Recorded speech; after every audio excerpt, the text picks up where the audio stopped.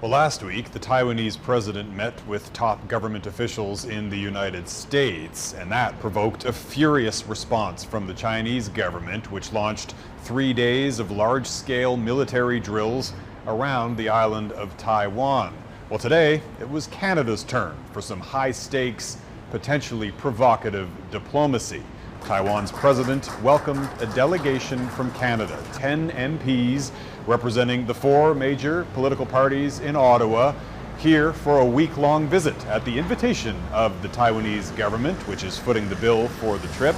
They're spending the week visiting various sites, artistic institutions, military sites, and this morning they had a face-to-face with Taiwan's president. They presented her with a report that was published last month by Parliament's Special Committee on Canada-China Relations. That report called for stronger ties between Canada and Taiwan. And the head of this delegation, Liberal MP John McKay, said that the Canadian-Taiwanese friendship is growing stronger now because they face a common threat from the Chinese Communist Party.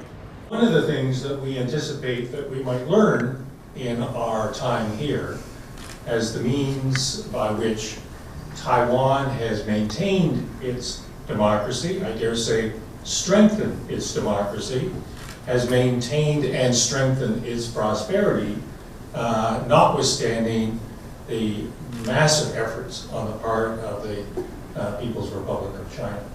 Delegations of Canadian politicians have been visiting the Taiwanese capital for years, but this group is different, in part because it's larger and also because it's focused predominantly on issues of security and defense. And that, of course, in the context of reports and revelations in Canada over recent months about allegations of interference by Beijing in Canadian elections. Taiwan, widely considered to be ground zero for interference and disinformation campaigns allegedly carried out by the Chinese government. So today, the MPs, as part of their tour, visited an NGO that has been set up specifically to combat disinformation campaigns from the Chinese government. It is one of many examples here of civil society groups that have sprung up to push back. Jeff Semple, Global News, Taipei.